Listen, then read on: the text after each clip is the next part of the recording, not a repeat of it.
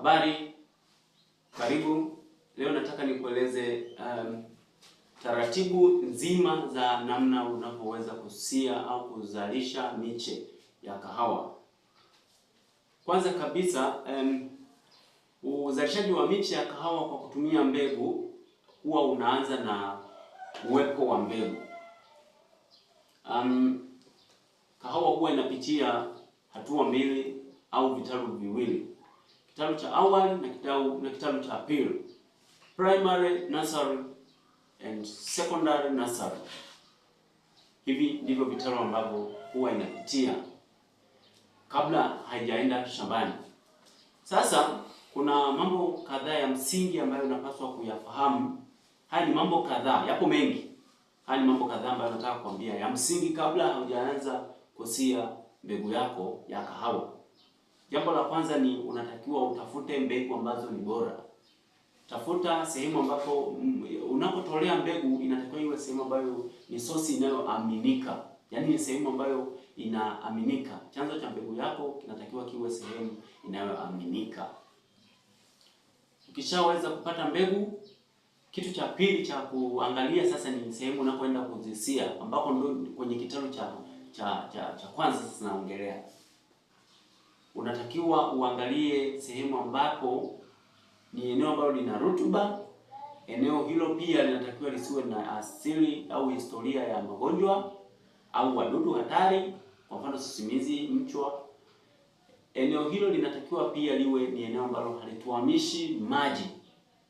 Haya ni mambo kadhaa ya msingi ambayo natakiwa kuangalia, lakini pia eneo la kusia mbegu na hata kuzalisha miche kwa ujumla nitakiwa liwe sehemu ambapo ni maji ya kutosha, chanzo cha maji ya kutosha ya kipo. Usisie sehemu ambapo maji ni ya shida mpaka ufuate na pikipiki, ufuate na baskeli, ufuate na gari. Maana kama wewe ni mzalishaji wa miche mingi itakuletea shida, hautazalisha miche kwa haraka.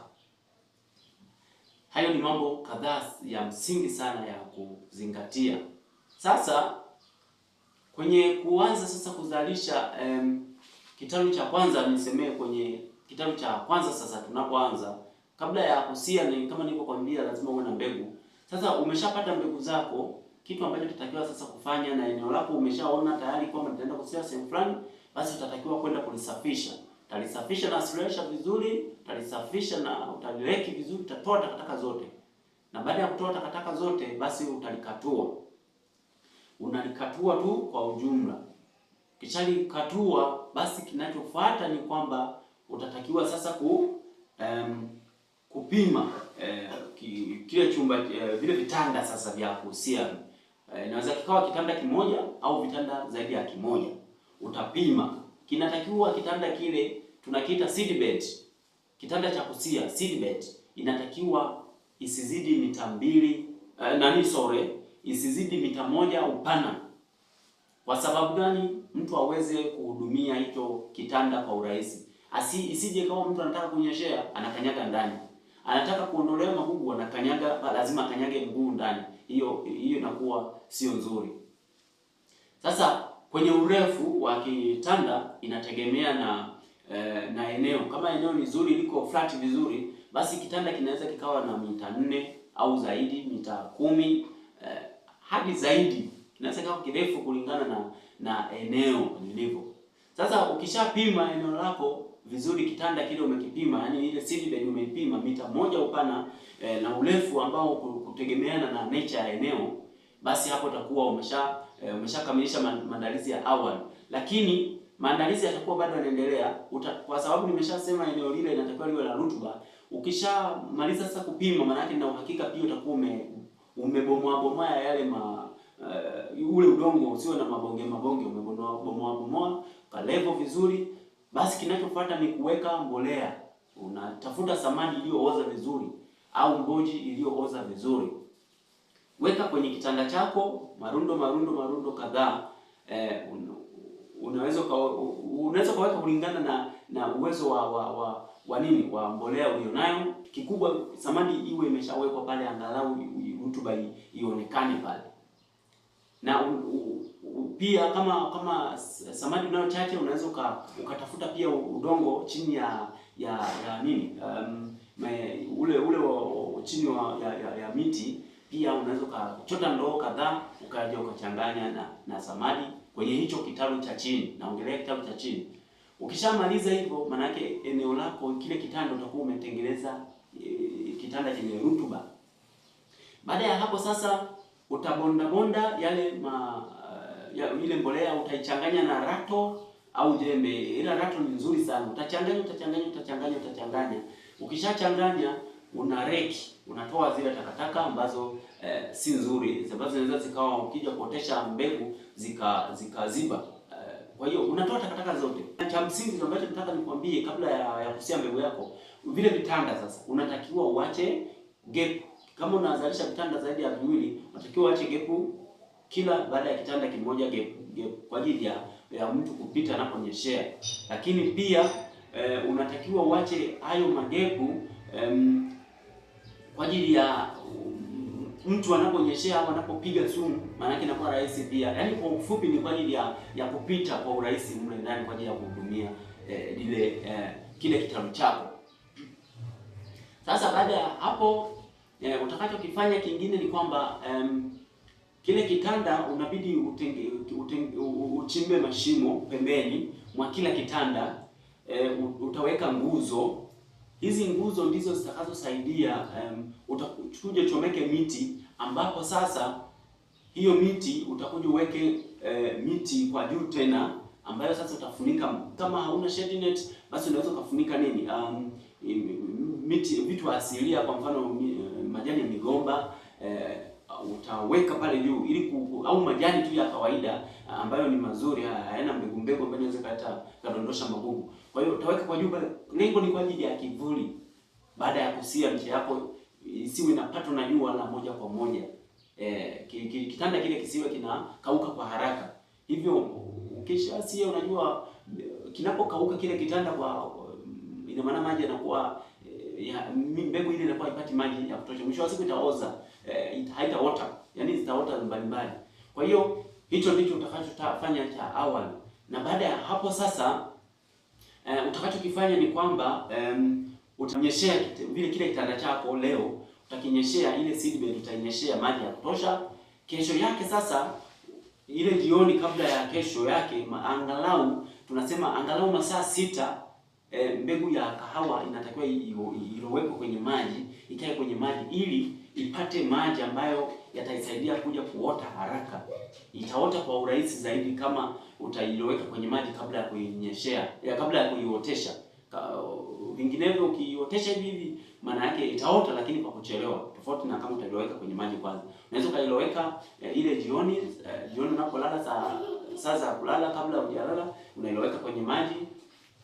Kesho yake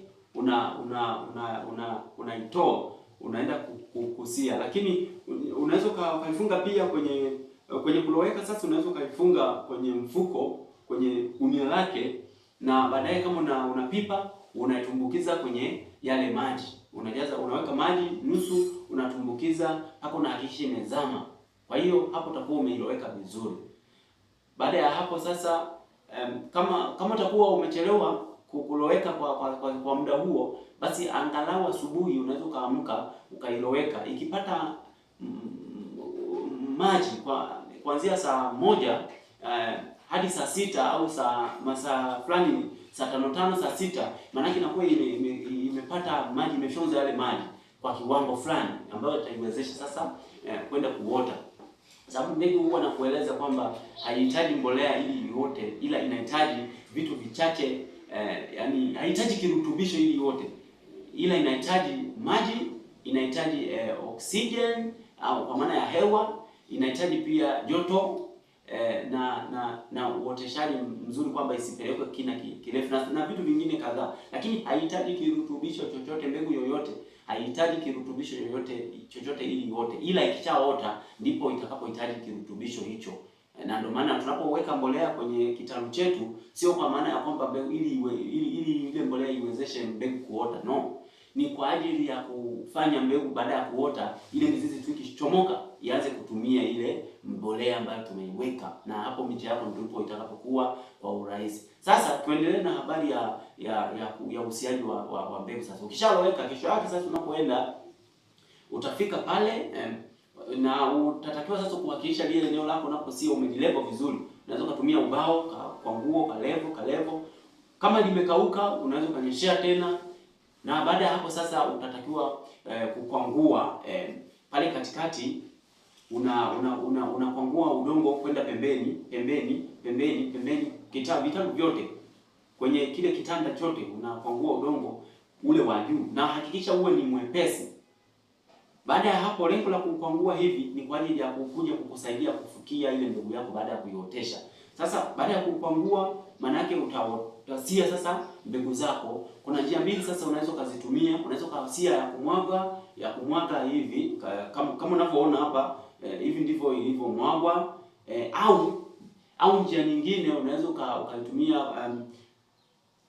huu mfumo wa nadhani unaweza ukaona kwenye video hii. Huu ni mfumo ambao unaweka unatengeneza mistari midogo midogo, kisha unaipanga mbegu yako hapo katika umbali maalum, sio mbali sana wala sio karibu sana. Unazipanga mbegu zako kama unavyoona hivi, na hapo sasa utakuwa pia utaweza kuzalisha miche ambayo ina afya kuliko ambayo utakuwa umemwaga kwa kumwaga. Lakini shida ya kutengeneza huu mfumo huwa inakula eneo kubwa kuliko hii ya kumwaga tu kawaida. Kwa hiyo kama utaweza kumwaga kawaida pia ni nzuri. Kama utaweza kutengeneza kwa njia hii pia ni sawa. Kwa hiyo zote ni nzuri.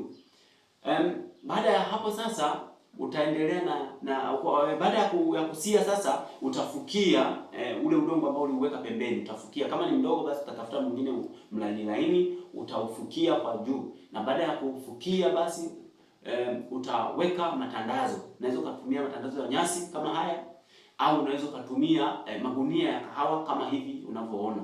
Ukishaweka hayo magunia, lengo lake ni kutunza unyevu.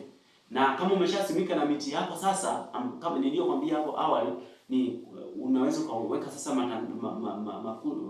majani ya mgomba kwa juu au nyasi zingine juu. Inakuwa ni unakuwa umetengeneza unyevunyevu ambao ni usio, yani unatengeneza mazingira ya pale kitalu chako kukauka kwa urahisi. Urefu unaweza ukakadiria tu urefu mzuri ambao mtu anaweza kaingia. Kama unatengeneza ile fence, kile kitalu cha kwa juu, kile kivuli inamaanisha, unaweza kaangalia urefu kwa maana ya kwamba kati tu mita 2 sawa, ili mradi tu mtu aweze kuinama na kufanya huduma kwa urahisi. Sasa ukishamaliza kufanya yote hayo, kinachofuata ni kunyeshea.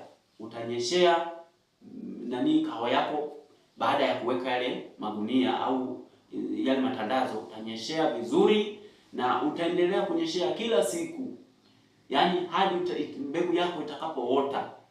Kishaota, hatua zingine zitafuata. Mbegu ya kahawa inapofikisha siku kuanzia 40, kama umesia vizuri kwa kufuata taratibu kama hizi, unakuta tayari ishaota.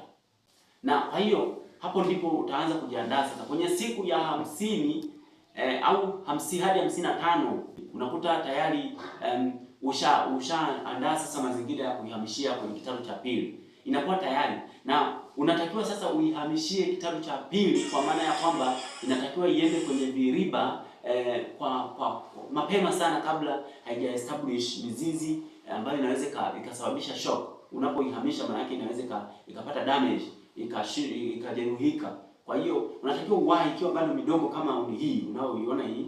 Hii ndiyo size nzuri ya kuhamisha kwenda kwenye viriba. Na hapo kishahamisha, basi inakuwa ni rahisi inakuwa rahisi zaidi hata yenyewe kupona. Kuna maandalizi sasa ya awali ambayo unatakiwa kuyafanya kabla ya kuanza kuhamisha miche yako kwenda kwenye kitalu cha pili, kwa maana ya kwenye viriba, ili kuvipeleka kwenye kitalu cha kudumu.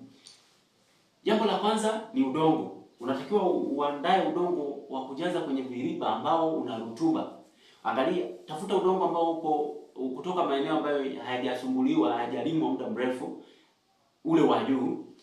Tafuta udongo kama ukikosa, tafuta udongo ambao upo chini ya miti ambayo miti ile ambayo inadondosha majani haswa ambayo ni huwa yani unajua majani yanapodondoka, mti ambao unadondosha majani sana, maana yake mbolea pale chini inakuwa ni ya kutosha. Maana yake majani yanaoza, yanatengeneza mbolea nzuri pale chini. Ndege pia wanapokunya pale juu, wanapojisaidia, maana yake wanakuwa wanatengeneza mchanganyiko mzuri wa mbolea. Na hata miti inapodondoka kwenye mmea, kwa hiyo yale mabaki yale yanapooza yanakuwa yanatengeneza mbolea nzuri. Kwa hiyo ukichukua maeneo haya inakuwa ni umechukua udongo mzuri sana wa kwenda kusia mbegu zako, au unaweza kutoa polini, sawa. Sasa unachokifanya unakuja unaweza kuchanganya na samadi.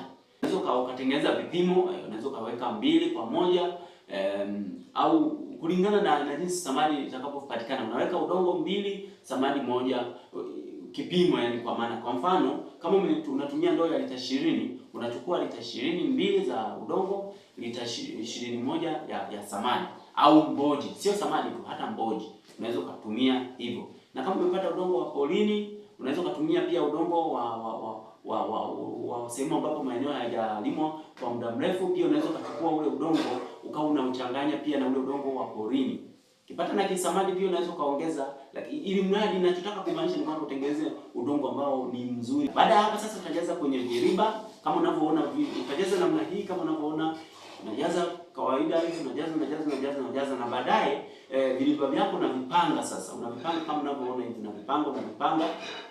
Ukishavipanga hapo, baada ya hapo sasa unachotakiwa kufanya, unaenda unachukua sasa unang'oa ile miche yako iliyoota kwenye kitalu cha awali, unang'oa, unaweka kwenye ndoo, unaenda sasa kwenye sehemu ya viriba, unachoma. Unaweza kutumia kijiti, kama utaweza kidole sawa, lakini ili usiumie unaweza kutumia kijiti. Unachoma katikati ya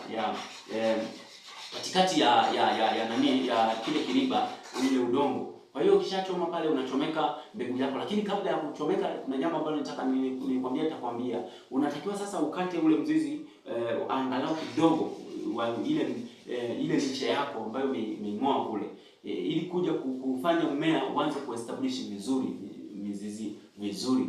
Kwa hiyo unakata ule mzizi mkuu kidogo tu, unapitisha kisu au wembe. Unaweza ukashika mingi ukakata, ni sawa pia.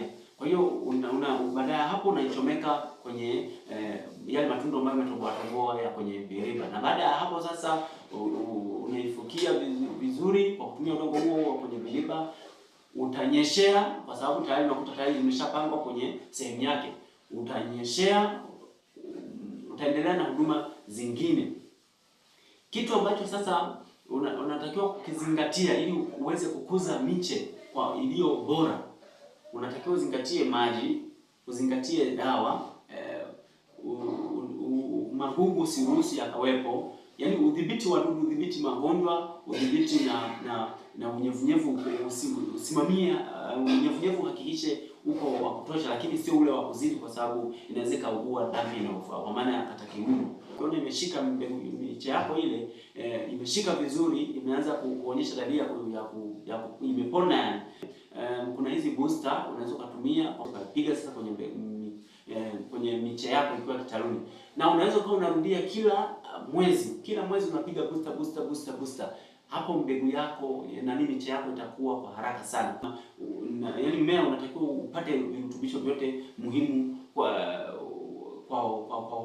kwa wakati, kwa sababu kwa mfano kama target yako unataka miezi 6 mbeleni huo umeshapanda, basi unatakiwa utumie hizi mbolea ili ikue haraka. Lakini utakachokifanya wakati inakaribia kutolewa sasa uipeleke shambani, cha kwanza unatakiwa upunguze matumizi ya mbolea zenye nitrogen nyingi. Zote zenye nitrogen nyingi unatakiwa zipunguze, kwa sababu zitaifanya ile mbegu ile mche uonekane kama mche mchanga.